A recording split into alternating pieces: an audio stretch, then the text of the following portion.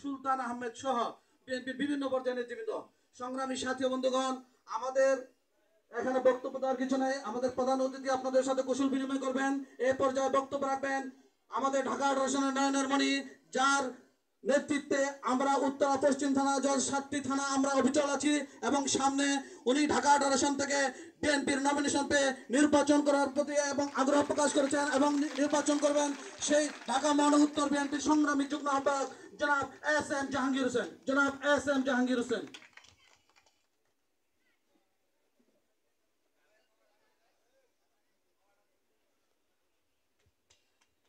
বিসমিল্লাহির রহমানির রহিম।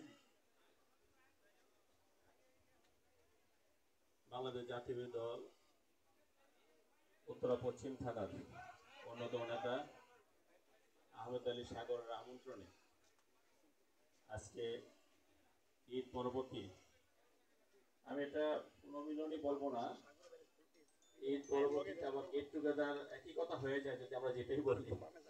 তো এখানে সেটা না বললে বা আসলে সেরকম উদ্দেশ্য না, এখানে ঈদ পরবর্তী একটি মিলাদের আয়োজন করেছেন আমাদের আহমেদ আলী সাগর। এই আয়োজনে উপস্থিত